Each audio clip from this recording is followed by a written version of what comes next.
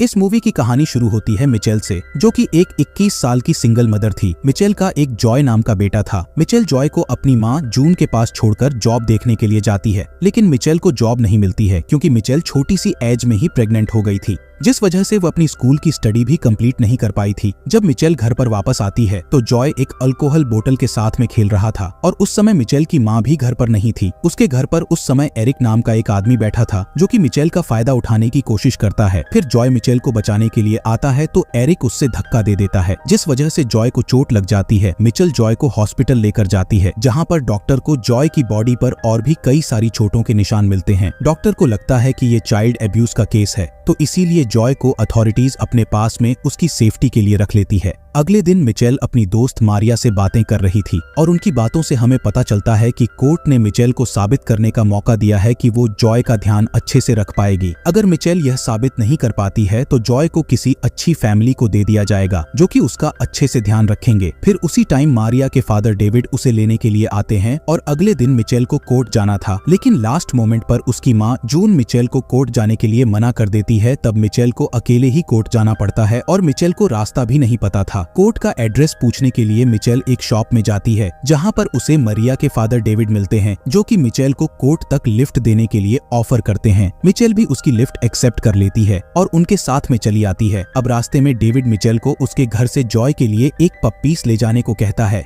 Mitchell भी David की बात मानकर पप्पीस को लेने के लिए उसके घर चली जाती है। डेविड का घर बहुत ही ज्यादा गंदा था और वो घर पर अकेले रहा करता था और उसके घर में ज्यादा कोई रहता भी नहीं था। डेविड मिचेल को ऊपर के रूम तक ले जाता है और अचानक मिचेल पर अटैक करके उसको बांध कर सीलिंग पर लटका देता है। डेविड अपनी जिंदगी में बहुत ही अकेला था और उसको अपनी लाइफ में कोई ना कोई चाहिए था, तो इसीलिए उसने मिचेल को अपना टारगेट बनाया था। मिचेल डेविड को रिक्वेस्ट करती है कि उसका कोर्ट जाना बहुत ज्यादा जरूरी है, नहीं तो उसका बेटा उसके हाथ से चला जाए। लेकिन डेविड मिचेल की कोई भी बात नहीं सुनता है और मिचेल के मुंह में रुमाल डाल देता है ताकि वो चिल्ला भी नहीं पाए। फिर वो मिचेल को वहीं पर लटका हुआ छोड़कर डेविड वहां से चला जाता है और कई दिनों तक डेविड घर पर नहीं आता है, लेकिन मिचेल वहीं पर भूख प्यासी लटकी रहती है। मिचेल के गायब होने पर जून ने पुलिस को यह बात बताई और पुलिस को ऐसा लगा था कि अपनी जिम्मेदारियों से भागने के लिए मिचेल कहीं पर चली गई है। जून भी यही मानकर मिचेल को ढूंढने की कोशिश नहीं करती है और मिचेल का केस वहीं पर बंद हो जाता है। फिर कुछ दिन के बाद में डेविड वापस आता है मिचेल को खाना खिलाने के लिए, लेकिन मिचेल खाना खाने से मना कर देती है। तब डेविड मिचेल को स्टेयर से घसीटकर बेसमेंट में ले जाकर उसका रेप करता है और रेप के बाद में डेविड मिचेल को उसकी सेक्सुअल सर्विस के लिए पैसा भी देता है। मिचेल हमेशा से ही अपने बेटे जॉय के बारे में सोचती थी, लेकिन डेविड उसे कहता है कि सब लोग उसे भूल चुके होंगे क्योंकि उसे कोई भी नहीं ढूंढ रहा है। डेविड मिचेल को चेन से बंद करके उसके सर में एक हेलमेट डाल देता है और डेविड का जो भी मन करता था वो मिचेल के साथ में किया करता था। अब उसी रात को डेविड की माँ एना उससे मिलने के लिए आती है और मिचेल बहुत कोशिश करती है एना को उसके बारे में सिग्नल देने के लिए, लेकिन डेविड एना के साथ में बस थोड़ी ही बात करके उनको वापस अपने घर पर भेज देता है और एना को मिचेल के बारे में कुछ भी शक नहीं होता है।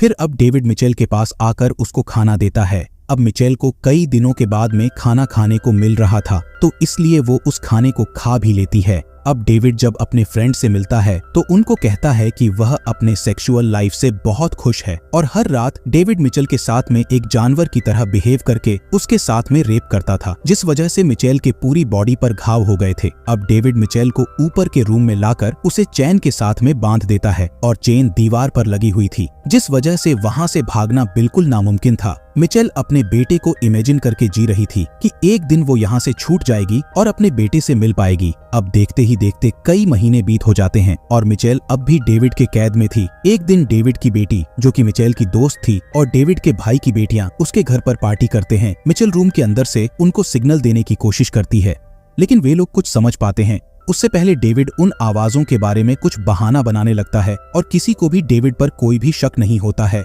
यहाँ पर डेविड अब रूम में आकर मिचेल को पंच मारकर उसे बेहोश कर देता है। फिर अगले दिन डेविड को मिचेल अपने बेटे जॉय की बात बताती है और उसे रिक्वेस्ट करती है कि अपने बेटे के लिए उसे छोड़ दे, लेकिन डेविड गुस्से में मिचेल की पिटाई करता है और उसे वार्न करता है कि वह अगली बार यहाँ से जाने की बात अपने दिमाग में भी ना लाए। फिर कुछ दिन और बीतते हैं और डेविड मिचेल के लिए एक पप्पीस लेकर आता है, जिसे देखकर मिचेल बहुत ही ज्यादा खुश होती है और उसके बाद वो मिचेल का रेप करता है। फिर जब वो नींद में थी तो वो मिचेल का लॉक खोल देता है। मिचेल जब होश में आती है तो देखती है कि चैन का लॉक खुला हुआ है और यह देखकर वो रूम से निकलने के लिए भागती है, लेकिन असल में यह सब डेविड का एक प्लान था। अब वो मिचेल की लॉयल्टी देखना चाहता था कि मौका मिलने पर मिचेल उसको छोड़कर भागेगी या नहीं। इसीलिए सजा के तौर पर डेविड मिचेल के सामने उसके पप्पी की जान ले लेता है और मिचेल अब फिर से अकेली हो जाती है। फिर एक दिन डेविड एक और लड़की अमेंडा को किडनैप करके अपने घर पर लाता है। अमेंडा भी भागने की बहुत कोशिश करती है, लेकिन डेविड उसको बहुत मारता है और अमेंडा बेहोश हो जाती है। लेकिन इस बार अमेंडा की फैमिली, पुलिस और बाकी लोग अमेंडा को ढूंढने लगते हैं। सभी तरफ अमेंडा के मिसिंग पोस्टर भी लगाए जाते हैं और यह सभी न्यूज मिचेल और अमेंडा डेविड के टीवी पर देख रही थी। उसी दिन डेविड मिचेल को कुछ देर रूम के बाहर रखकर अमेंडा का रेप करता है और उसके बाद डेविड दोनों को धमकी देता है कि अगर उन दोनों ने इस लाइफ को एक्सेप्ट नहीं किया तो वो दोनों को जान से मार देगा। मिचेल वहां से भागने का प्लान बनाना चाहती थी, लेकिन अमेंडा डेविड से इतना ज्यादा डर चुकी थी कि वो यहाँ से भागना नहीं चाहती थी। ऐसे ही कई महीने बीत हो जाते हैं और मिचेल अब अपने बेटे जॉय को बहुत याद करती थी। एक दिन जब डेविड मिचेल का रेप करने वाला था तब उसे पता लगता है कि मिचेल प्रेग्नेंट है और यह जानकर डेविड बहुत ज्यादा गुस्सा होता है। मिचेल फिर एक नेल कटर से डेविड को धमकी देती है ताकि वह उसके आने वाले बेबी को नुकसान नहीं पहुंचाए। तब डेविड एक डंबल से मिचेल के स्टमक पर चोट पहुंचाता है, जिसके उसके पेट में पल रहा बच्चा मर जाता है। इसी से हमें पता चलता है कि डेविड कितना ज्यादा क्रूअल है। फिर नेक्स्ट डे डेविड मिचेल को घर के बैक गार्डन की तरफ ले जाता है ताकि वह उससे कुछ काम करवा सके और मौका मिलते ही मिचेल एक बूढ़े नेबर को हेल्प का सिग्नल देती है, जिसके बाद मिचेल को लगता है कि पुलिस उसकी मदद करेगी। पुलिस वहां पर आती तो है, लेकिन किसी और इंसिडेंट के लिए, और पुलिस को मिचेल और अमेंडा के बारे में पता भी नहीं चलता है। फिर हार मानकर मिचेल अपनी जान लेने की कोशिश भी करती है, लेकिन अपने बेटे जॉय को एक बार देखने की उम्मीद में वह सुसाइड करने का प्लान कैंसिल कर देती है।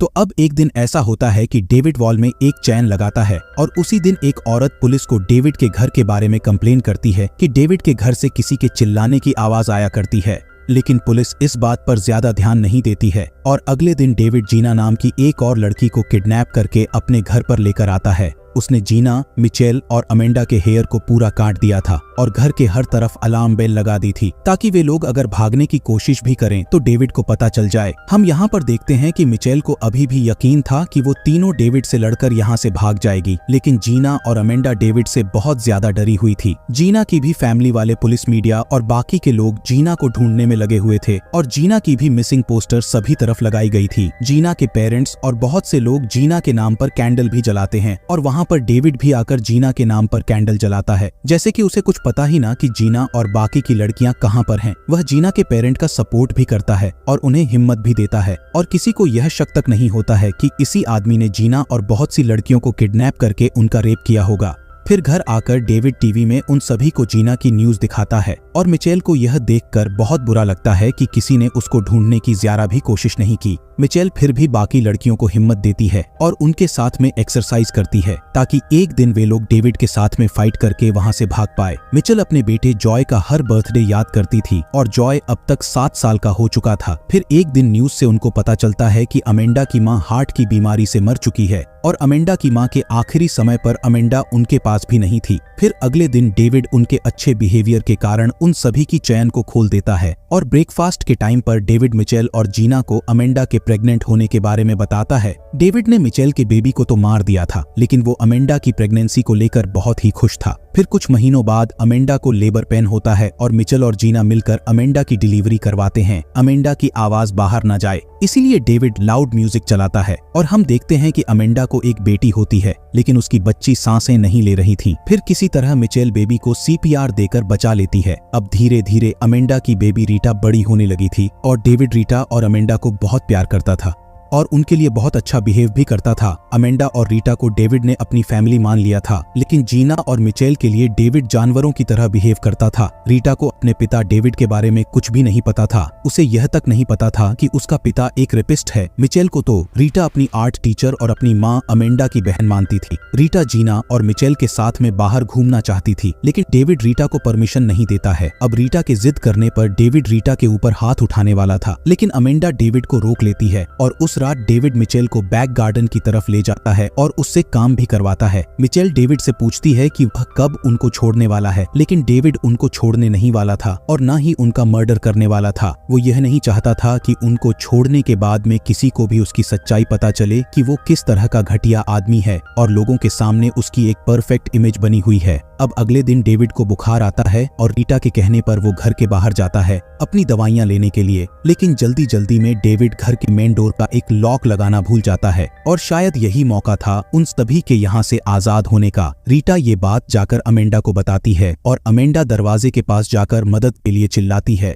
अमेंडा की आवाज सुनकर लोग वहां पर आकर उस दरवाजे को तोड़कर उनको बाहर निकालते हैं। फिर कुछ देर के बाद में वहां पर पुलिस आकर मिचेल और जीना को भी बाहर निकालती है और कई सालों के बाद में उन्होंने इस कैद से निकलकर बाहर की हवा को महसूस किया था। सभी ये जानकर शॉक दे थे कि सालों पहले मिसिंग हुई लड़कियां उनके पास के ही एक घर में कैद है, लेकिन किसी को भी इस बारे में नहीं पता था। पुलिस ने डेविड को भी अरेस्ट कर लिया था। तो अब जीना, अमेंडा और मिचेल को डरने की कोई भी बात नहीं थी। तीनों को फिर हॉस्पिटल ले जाया जाता है और मिचेल सालों के टॉर्चर से इतना ज्यादा डर चुकी थी कि वो अपने पास किसी भी इंसान को आने नहीं देती थी। यहाँ तक कि मिचेल एक मामूली रुमाल से भी डरती थी, क्योंकि डेविड ने किडनैपिंग के टाइम पर रुमाल से उसका मुंह बंद कर दिया था। जीना और अमेंडा अपनी फैमिली से मिल चुकी थी, लेकिन मिचेल का जॉय के अलावा कोई भी अपना नहीं था। फिर FBI ऑफिसर जैक मिचेल से प्रॉमिस करता है कि वह उसकी मदद करेगा और वो उसे उसके बेटे से भी मिलवाएगा। जैक मिचेल को खाना भी देता है। अगले दिन मिचेल की माँ जून उसे मिलने के लिए आती है, लेकिन मिचेल उनसे बात नहीं करती है, क्योंकि मिचेल के गायब होने पर जून ने उसको ढूंढने की जरा से भी कोशिश नहीं की। उठकर इस शहर को छोड़कर वो फ्लोरिडा चली गई।